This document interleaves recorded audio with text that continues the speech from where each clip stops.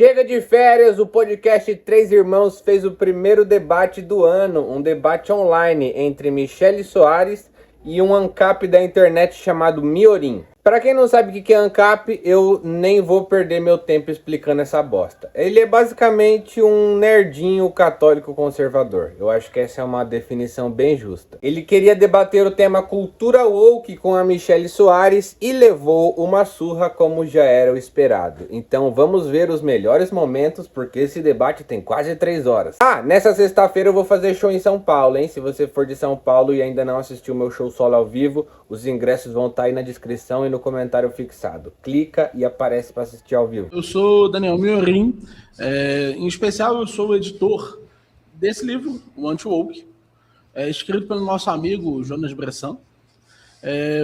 A gente fez um trabalho bem significativo de pesquisa aqui para o nosso amigo Jonas Bressan, em termos do que seria o wokeísmo, na nossa editora Alta Linguagem.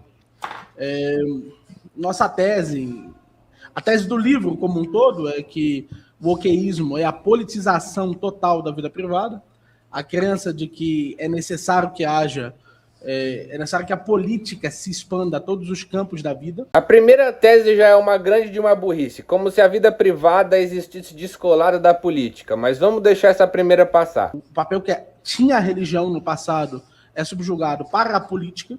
Isso aqui também é burrice. Religião e política sempre andaram de mãos dadas. Mas vamos focar nas partes mais engraçadas e não nas mais importantes. A adoção de uma crítica veemente à sociedade, à civilização ocidental, aos chamados valores ocidentais. Vixe, ó, o Oriente vindo aí, hein, galera? Vamos proteger os valores ocidentais. Eu sou um ocidental vindo de Mauá, filho de maranhense, e não permito essa crítica aos valores ocidentais. O Ocidente jogou bomba atômica no Oriente? Jogou, mas tem coisa boa lá também. Não precisa jogar fora o bebê junto com as bombas de hidrogênio. A criação e a adoção de políticas ESG, principalmente aquelas que dizem respeito à fórmula já consolidada do DEI, diversidade, inclusão. Ixi, fala as palavras diversidade e inclusão para um conservador, ele até entorta a cara. Eu defendo a diversidade ocidental e a inclusão dos valores do Ocidente. Só terminando de anotar uma coisinha aqui da fala dele. Há um primeiro erro conceitual... Só um instante. Eu tenho um rapaz que falou ali que eu disse que o LGBT é loucura. Eu não disse isso. Só porque outras pessoas no chat vão começar a repetir isso. Eu vou pedir a gentileza de que o debate permaneça comigo e não com o chat, entendeu? Isso começa a se repetir depois. Eu vi isso acontecer claro, mas eu, por exemplo, não tenho chat aberto em respeito a ti, entendeu? Então gostaria que eu tivesse o mesmo respeito. Nesse trecho, Miorim demonstrou que ele tem uma cabeça facilmente alugável. A Michele nem começou a falar, o chat já alugou um apenamento dele. A cabeça do Miorim é a alegria dos corretores imobiliários, né? Sobre isso do chat, então. Eu não vou olhar o chat, então, mas eu peço aos Três Irmãos que modere o chat. Porque o que eu aprendi a fazer, depois de vir várias vezes aqui, é ter que consertar falas que colocam na minha boca aqui, em virtude disso depois estar num comentário que as pessoas falam, e isso não ser apagado nunca. Então, se a gente tomar essa postura de, não, beleza, alguém vai olhar o chat, se alguém disser uma coisa que eu claramente não disse, isso não vai ser um incômodo, eu garanto que eu prefiro 1000 vezes, vocês me conhecem, eu prefiro 1000 vezes não usar chat. Miorim, assim, você conhece a estrutura aqui, eu, Robertinho e o Pedrão, não tem como eu escolher um moderador agora. Pelo menos nos comentários aqui embaixo, depois quando for virar isso, porque eu fiz questão de fazer essa interrupção, porque depois isso um cara fala, aí o outro cara fala, e aí isso vira um comentário aqui com 600 curtidas de algo que eu não disse. Tá, deixa eu salvar o Miorim. O Miorim falou que cientistas antigamente consideravam uma doença mental. Fechou, gente? Isso. Obrigada. Passamos aí, Miorim, mas usa o StreamYard na tua tela e ignora o chat, cara, pelo amor de Deus. Calma, Miorim, a gente sabe que quem fala que LGBT é loucura não foi você, é o seu público. Foram as pessoas que consomem o seu tipo de conteúdo que se identificam com essa ideia. Melhorou? Michele, sua primeira pergunta, 2 minutos. Vou fazer só um comentário breve. Todas as empresas que aplicam diversidade e inclusão aplicam porque dá dinheiro. Isso é fato, tá? Não precisa ter uma discussão sobre isso. ter diversidade dá dinheiro, a Forbes já publicou sobre isso, porque traz pensamentos heterogêneos e acaba gerando inovação. Tá. Mas a minha pergunta, então, ela não vai seguir nesse tema, eu vou fazer a pergunta justamente de acordo com o que eu planejei, e se a gente precisar voltar em outros temas, a gente volta. Minha primeira pergunta é a seguinte: considerando que o livro anti-woke da sua editora começa em sua anunciação perguntando de onde saiu tanta gente esquisita, posteriormente criticando vestimentas, paladar e até o falar de cochichos, levando à constatação final de que essas pessoas flácidas, entre aspas, falam assim porque se falassem alto chegariam em casa com o nariz quebrado. Considerando que nessa fútil análise que é dita pelo autor, que isso é causado por óbvios problemas psicológicos, considerando que o autor não é especialista na área, nem tem como paciente nenhuma dessas pessoas, pergunto: o mero desconforto com a presença de pessoas que não seguem os protocolos ao que o autor subscreve gera tanta sensibilidade neste que ele reduz a análise a uma série de ofensas pessoais e indicação de violência? Ou seria o autor apenas uma pessoa reacionária querendo impedir qualquer forma de livre expressão do indivíduo, contrariando inclusive a defesa dessa tal liberdade? Segunda opção. A Michelle fez a pergunta da melhor forma possível, que é já manchando a imagem do adversário logo na premissa. E ela conseguiu manchar a imagem do Miorim da pior forma possível, que é citando o livro dele. Se você dissesse aqui pra mim que eu, como homem branco, e veja, eu nem sou branco, eu sou descendente de indígena,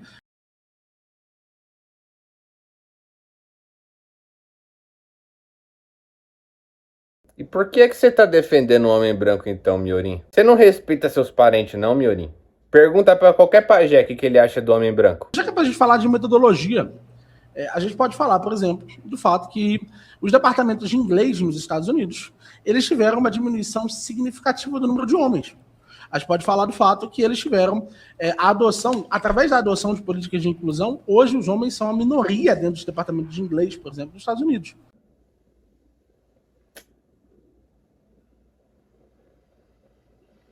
E agora, hein? Os homens não são a maioria em algum ambiente? Precisamos resolver este problemão. O que a gente parece indicar é o seguinte: no mundo woke, nós teremos uma subrepresentação do homem branco. É isso, pô.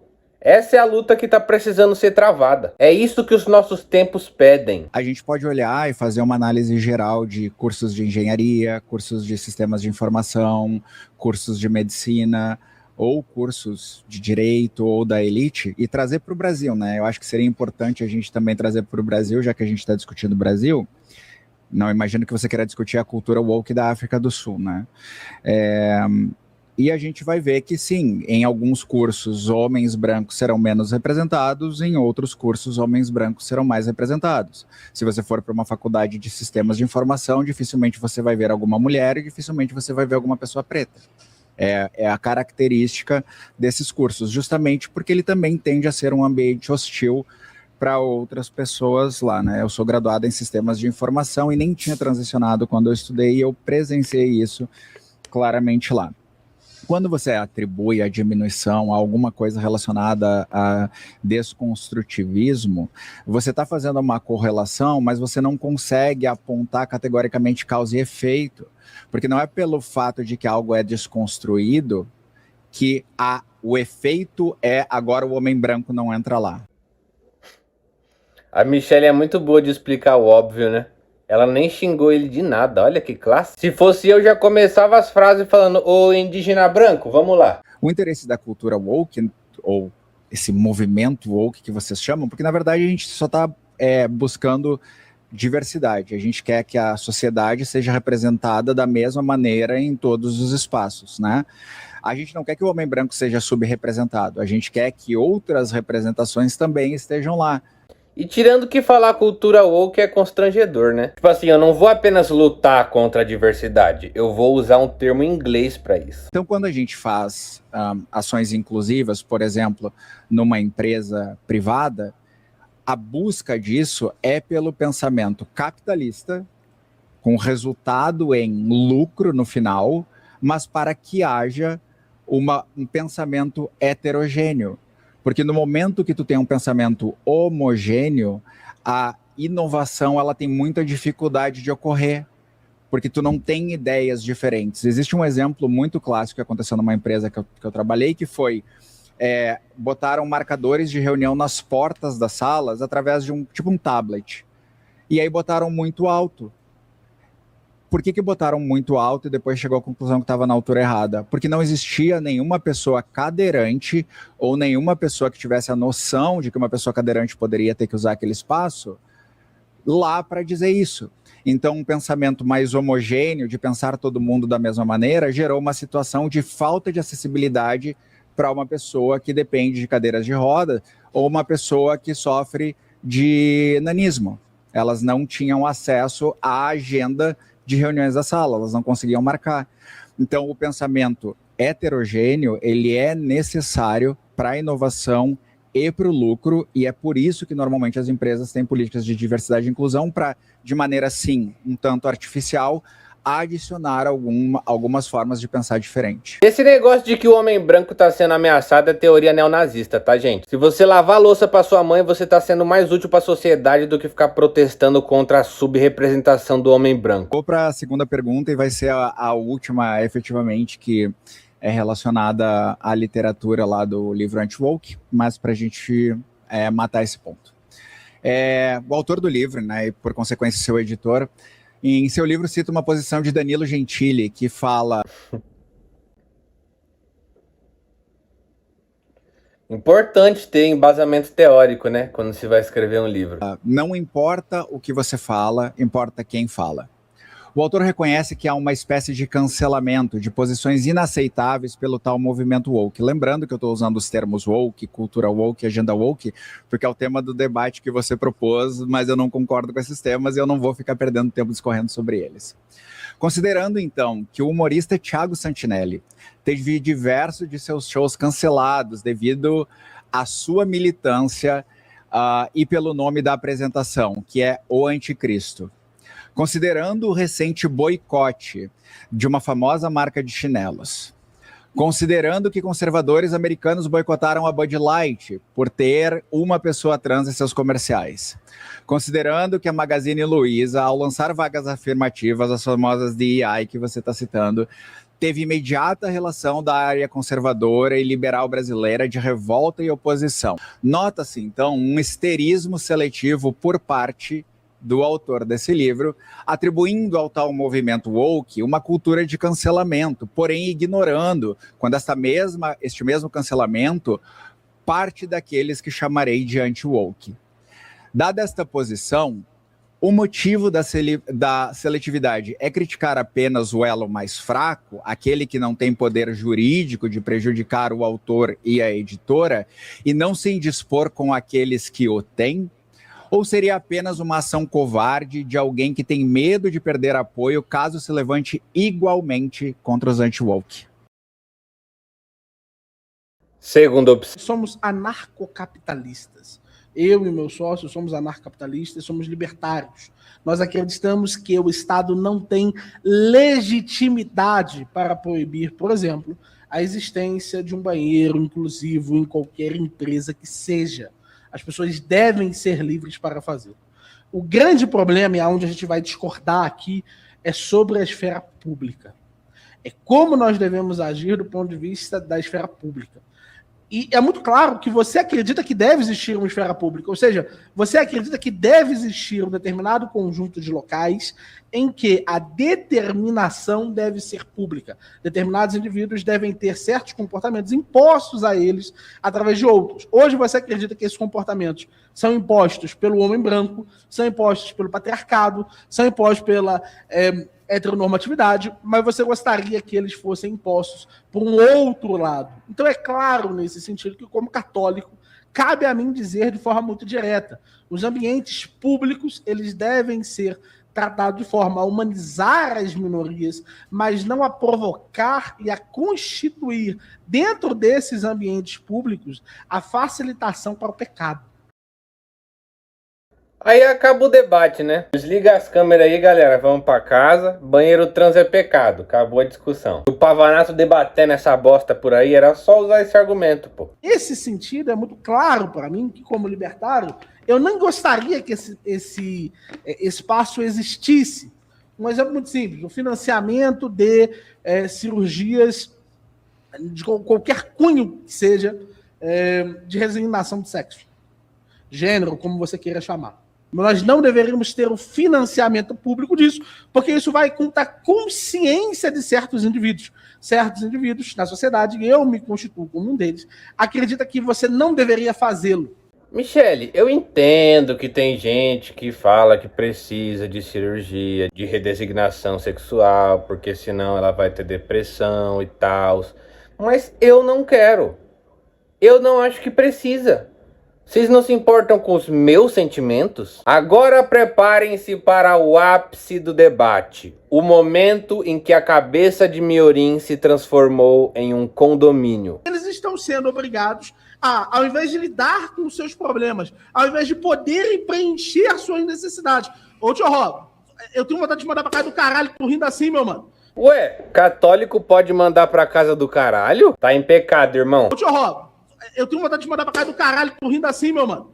Porra, velho! Tu é esquerdista Que pra isso? cacete, meu Que mano, isso, porra. velho? Eu te amo, mano. Que isso, Tu é Miorim? esquerdista pra caramba. Não pode dar uma risadinha, caralho. Bate todo, meu mano. Eu te Não, amo, aí, pô. mas que Mas isso, você aí? é um cara de Agora negócio sobrou pra mim. caralho. Porra, velho! Que pariu, Põe, não vou falar, tira não, minha mano. cara aqui, Aí é ui. chato, Tira minha mano. cara, Pedrão. Pô, é Não chato, me mostra, não. falando Eu na não tô boca, falando nada. Eu não tô falando nada. Tu olha a cara do Robertinho quando a Michelle tá falando. O Robertinho é o Robertinho, velho. Foda-se o Robertinho, ele faz a cara que quiser. Miorim, Miorim, porra, velho. Que isso aí? Não, mas Estourou aí o não, tempo, hein? aí não. Estourou o tempo, hein? Você tá brigando comigo. Você tá brigando comigo por conta de uma reação. Conta de uma reação. Ah, não, Miorim, aí não, aí não. Aí não, aí não. Não, aí você tá pegando meu pé. Como é que o Miorim tem coragem de brigar com alguém que tem esse sotaque mineiro? Ah, para de pegar no meu pé, uai. Aí não. Não, aí você tá pegando meu pé. Aí você tá pegando meu pé. Não tô, eu tô rindo, Miorim. Miorim, eu tô rindo. Eu tô rindo é da Michele. A lavada que você tá dando na Michele, Miorim. É isso que eu tô rindo, Miorim. Robertinho, eu tô sendo injusto. Ah, para, Miorim. Chamou o VAR. Miorim, se você falar uma coisa que dá vontade de dar risada, a espontânea reação do ser humano é dar risada. Pra quem não sabe, nesse momento do debate, só pra localizar, o Miorim estava sugerindo acabar com o SUS. Ele estava basicamente dizendo, se as pessoas trans não tiverem que pagar imposto, elas vão conseguir fazer a cirurgia com o dinheiro do próprio bolso. Então, Miorim, é um direito que nós temos enquanto sociedade de rir dessa sua cara de bolacha traquinas. Hoje eu sei, a Michelle, eu não vou entrar. Você quer que eu saia daqui? Você quer que eu saia? Eu saio daqui, ué. Não, velho. Não vou entrar. É verdade que ele tá melhorando o cara De boa. De verdade, Robertinho, de verdade, Robertinho. Ô, Miorim, Ah, não. estourou o tempo, eu vou seguir aqui. Vai ter 2 minutos para pergunta da Michelle. Vamos lá? Acaba mesmo, né? Só uma leve interação aqui. O Rodrigão, ele também tá sorrindo quando eu tô falando algumas coisas, tá? Então, eu não sei qual foi a moral disso daí. Enfim, é um debate. É assim, o Miorim conhece o Eu cabeleiro, tô mas o rindo aqui cabeleiro tá mudado. do chat. O Miorim ficou magoado, gente. Parou, é sério. A gente debochou dele quando ele estava sugerindo acabar com o SUS. Pera aí. Perdão, Miorim. Pode concluir as bosta que você fala. Miorim, se ele estiver roubando, eu te aviso aqui, mano. Ele tá jogando ele tá justo hoje, tá? Tamo junto.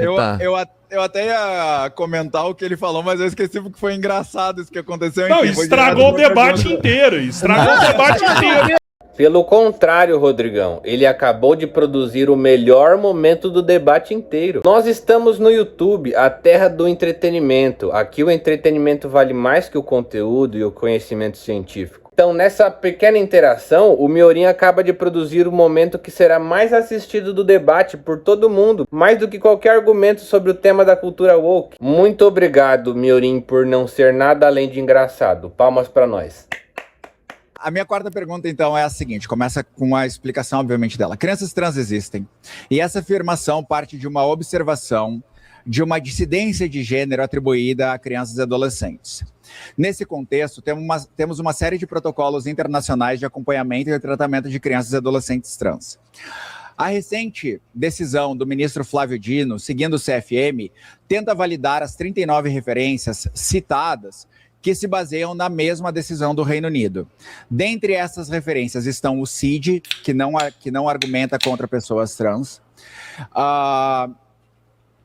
que basicamente é um catálogo de doenças, o protocolo de atendimento de pessoas trans na Inglaterra, que é o item de número 34 das referências, como se ele fosse uma forma de forçar médicos a hormonizar crianças, e dentre citações, como uma que se refere à desistência de transição através de uma análise de pessoas que não pediram mais reembolso para hormônios.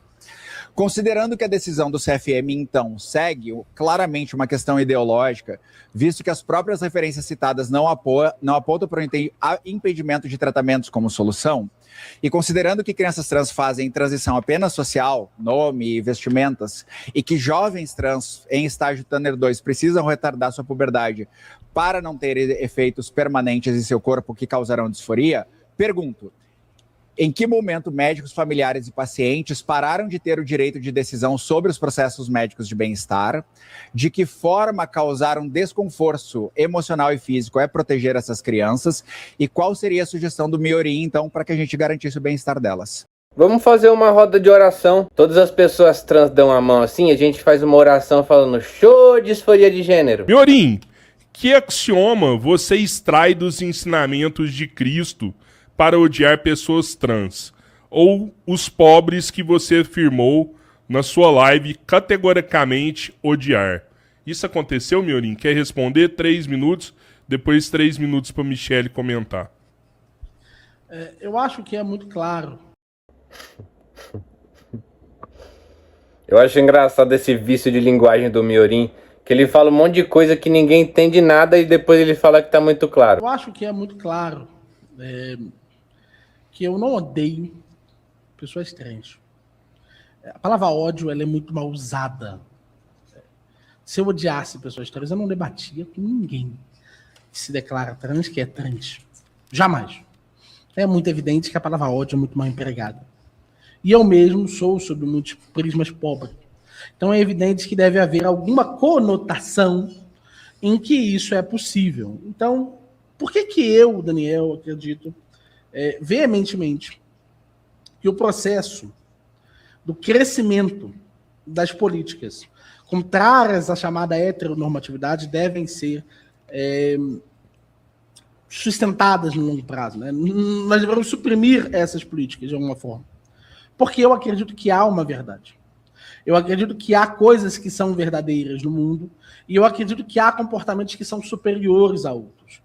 Se você gostaria de saber quais são os comportamentos efetivamente que eu associo efetivamente à comunidade LGBT, eu posso falar aqui alguns deles.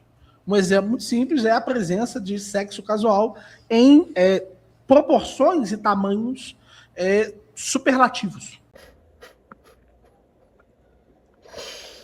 É muito virgão, né, mano? O cara acha que hétero não faz sexo casual, né? Eu sinto que no fundo, todo conservador fica um pouco triste de não poder transar, sabe? Tem que ficar guardando o pipizinho dele na cueca que nem uma pérola dentro de uma concha. Esses dias a gente estava reagindo a Biquarentona. E a gente estava vendo o caso de como eu posso pôr isso? Irmã Ronga, uma coisa do tipo. De um farsário que enganava homens, não sei se enganava é a palavra correta, né? Para fazer sexo com eles. Só que, na verdade, era um travesti em especial, autodeclarado travesti. E aí ele fez sexo com 1.600 pessoas. Momento tia do Zap. A cultura woke está fazendo 1.600 pessoas transarem por engano. Ó o Rodrigão segurando a expressão facial para não rir, ó. Parabéns pelo esforço, Rodrigão. Eu mesmo não tinha segurado essa hora, não. E faz também uma generalização, né? Pega um cara que se passava por mulher e atribui isso a toda a comunidade LGBT, como se toda a comunidade LGBT transasse com 1.600 pessoas. Então, ainda atribui o que é trans, né? Ser Hong é uma pessoa trans.